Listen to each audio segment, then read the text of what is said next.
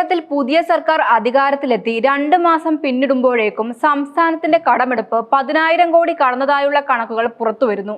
May 26 മുതൽ July 21 വരെയുള്ള കാലയളവിൽ 5 തവണയായി സംസ്ഥാന സർക്കാർ പൊതുവിപണിയിൽ നിന്ന് ആകെ 10,400 കോടി രൂപ വായ്പയെടുത്തതായാണ് റിപ്പോർട്ട്. അതായത് പുതിയ സർക്കാർ അധികാരത്തിലെത്തി അധിക ദിവസങ്ങൾ പിന്നിടും മുമ്പേ തന്നെ ആയിരക്കണക്കിന് കോടിയുടെ അധിക ബാധ്യത സംസ്ഥാനത്തിന്റെ സാമ്പത്തിക കണക്കുകളിൽ കൂട്ടിച്ചേർക്കുകയാണ്. മെയ് 26-നാണ് പുതിയ സർക്കാർ ആദ്യമായി പൊതുവിപണിയിൽ നിന്ന് വായ്പ എടുത്തത്. അതിന് പിന്നാലെ വിവിധ ഘട്ടങ്ങളിലായി വീണ്ടും വായ്പ എടുത്തു. ജൂലൈ 21-ന് മാത്രം 2,200 കോടി കടമെടുത്തതോടെയാണ് ആകെ തുക 10,400 കോടിയിലെത്തിയത്. 5 തവണകളിലായാണ് ഈ തുക സമാഹരിച്ചത്. 2 മാസത്തിനുള്ളിൽ ഇത്രയും വലിയ തുക വായ്പ എടുത്തത് സംസ്ഥാനത്തിന്റെ സാമ്പത്തിക സ്ഥിതിയെക്കുറിച്ചുള്ള ചർച്ചകൾക്ക് വീണ്ടും വഴിവെക്കുകയാണ്. ഒരു സർക്കാർ വായ്പ എടുക്കുന്നത് അസാധാരണമായ കാര്യമല്ല. വികസന പ്രവർത്തനങ്ങൾക്കും അടിസ്ഥാന സൗകര്യ പദ്ധതികൾക്കും മറ്റ് അടിയന്തര സാമ്പത്തിക ആവശ്യങ്ങൾക്കുമായി സംസ്ഥാനങ്ങൾ വായ്പ എടുക്കാറുണ്ട്. എന്നാൽ വരുമാനത്തെക്കാൾ ചെലവ് ഉയരുകയും പഴയ കടങ്ങളുടെ തിരിച്ചടവിനും പലിശയ്ക്കുമായി വലിയൊരു തുക മാറ്റിവെക്കേണ്ടി വരികയും ചെയ്യുന്ന സാഹചര്യത്തിൽ പുതിയ വായ്പകൾ എടുക്കുന്നത് സംസ്ഥാനത്തിന്റെ ധനസ്ഥിതിയിൽ കൂടുതൽ സമ്മർദ്ദം സൃഷ്ടിക്കുമോ എന്നതാണ് പ്രധാന ചോദ്യം. കേരളം നേരിടുന്ന സാമ്പത്തിക പ്രതിസന്ധിയെക്കുറിച്ച് പുതിയ സർക്കാർ തന്നെ നേരത്തെ ചർച്ച നടത്തിയിരുന്നു. മുഖ്യമന്ത്രി വി.ഡി. സതീശൻ കേന്ദ്ര സർക്കാരുമായി നടത്തിയ കൂടിക്കാഴ്ചകളിലും സംസ്ഥാനത്തിന്റെ സാമ്പത്തിക പ്രതിസന്ധി ചർച്ചയിലായിരുന്നു. സംസ്ഥാനത്തിന്റെ സാമ്പത്തിക സ്ഥിതിയെക്കുറിച്ച് ധവളപത്രം പുറത്തിറക്കുമെന്നും സർക്കാർ വ്യക്തമാക്കുന്നു. അതേസമയം അധികാരത്തിലെത്തുന്നതിന് മുമ്പ് സംസ്ഥാനത്തിന്റെ കടമെടുപ്പിനെതിരെ UDF ഉന്നയിച്ചിരുന്ന വിമർശനങ്ങളും ഇപ്പോൾ രാഷ്ട്രീയ ചർച്ചയുടെ ഭാഗമാവുകയാണ്. പ്രതിപക്ഷത്തിരിക്കുമ്പോൾ LDF സർക്കാരിന്റെ കടമെടുപ്പ് വലിയ വിമർശനങ്ങൾക്ക് കാരണമായിരുന്നു. എന്നാൽ അധികാരത്തിലെത്തിയ ശേഷം പുതിയ സർക്കാരും കടമെടുപ്പിനെ പൂർണ്ണമായും ഒഴിവാക്കാൻ കഴിയാത്ത സാഹചര്യമാണെന്നാണ് ഇപ്പോഴത്തെ കണക്കുകൾ വ്യക്തമാക്കുന്നത്. ഇതോടെയാണ് രാഷ്ട്രീയ ആരോപണങ്ങളും ശക്തമാകുന്നത്. കടക്കെണിയിൽ നിന്ന് കേരളത്തെ രക്ഷിക്കുമെന്ന് പറഞ്ഞവർ തന്നെ വീണ്ടും കടമെടുക്കുന്നുവോ എന്ന ചോദ്യമാണ് പ്രതിപക്ഷവും വിമർശകരും ഉയർത്തുന്നത്.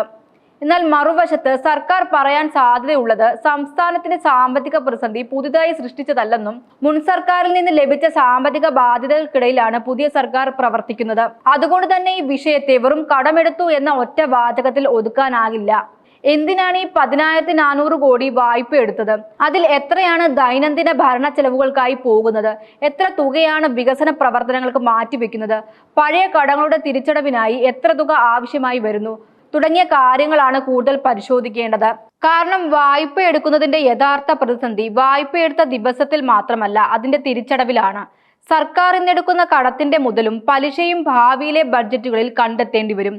അതിനാൽ വരുമാനം വർദ്ധിപ്പിക്കാനുള്ള പദ്ധതികളിലൊപ്പം ചെലവ് നിയന്ത്രിക്കുന്ന നടപടികളും ശക്തമാക്കേണ്ടതുണ്ട്. കേരളത്തിന്റെ സാമ്പത്തിക സ്ഥിതി സംബന്ധിച്ച പുതിയ റിപ്പോർട്ടുകളും വലിയ ബാധ്യതകളിലേക്കാണ് വിരൽ ചൂണ്ടുന്നത്. സംസ്ഥാനത്തിന്റെ സാമ്പത്തിക സമ്മർദ്ദം വളരെ വലുതാണെന്നും വരുമാനത്തിന്റെ വലിയൊരു ഭാഗം ശമ്പളം, പെൻഷൻ, പലിശ തുടങ്ങിയ പ്രതിബന്ധ ചെലവുകൾക്കായി മാറ്റിവെക്കേണ്ടി വരുന്നുമെന്നുള്ള വിലയിരുത്തലുകൾ പുറത്തു വരുന്നുണ്ട്. അതിനാൽ പുതിയ സർക്കാർ നേരിടുന്ന ഏറ്റവും വലിയ വെല്ലുവിളികളിലൊന്ന് സാമ്പത്തിക മാനേജ്മെന്റ് തന്നെയായിരിക്കും. ഇതിനിടെയാണ് 2 മാസത്തിനുള്ളിൽ 10,400 കോടി രൂപ വായ്പ എടുത്തുന്ന കണക്ക് പുറത്തു വരുന്നത്. ഡിസംബർ വരെ അനുവദിച്ച 23,000 കോടിയുടെ പരിധിയിൽ നിന്ന് 2 മാസം കൊണ്ട് തന്നെ ഏകദേശം പകുതി തുക ഉപയോഗിക്കപ്പെടുന്നത് ഗൗരവമായി കാണേണ്ട കണക്കാണ്. ഇനി മുന്നിലുള്ള മാസങ്ങളിലാണ് യഥാർത്ഥ പരീക്ഷണം. വരുമാനം വർദ്ധിപ്പിക്കാനും അനാവശ്യ ചെലവുകൾ കുറയ്ക്കാനും കഴിയുമോ? നിലവിലുള്ള കടബാധ്യതകൾ നിയന്ത്രിക്കാൻ സാധിക്കുമോ? ജനങ്ങൾക്ക് നൽകിയ വാഗ്ദാനങ്ങൾ നടപ്പിലാക്കുന്നതിനോടൊപ്പം സാമ്പത്തിക അച്ചടക്കം പാലിക്കാൻ കഴിയുമോ? ഇതെല്ലാം പുതിയ സർക്കാരിന്റെ മുന്നിലുള്ള വലിയ ചോദ്യങ്ങളാണ്. പ്രത്യേകിച്ച് ക്ഷേമ പദ്ധതികൾ, ശമ്പളം, പെൻഷൻ, അടിസ്ഥാന സൗകര്യ വികസനം, ആരോഗ്യ, വിദ്യാഭ്യാസ മേഖലകളിലെ ചെലവുകൾ തുടങ്ങിയവയ്ക്കായി പണം കണ്ടെത്തേണ്ട സാഹചര്യത്തിൽ സർക്കാർ സാമ്പത്തികമായി വലിയ ബാലൻസിംഗ് ആക്ടാണ് നടത്തേണ്ടത്. അതുകൊണ്ട് തന്നെ ഇപ്പോഴത്തെ 10,400 കോടിയുടെ കണക്ക് ഒരു സാധാരണ വായ്പാ കണക്കായി മാത്രം കാണാനാകില്ല.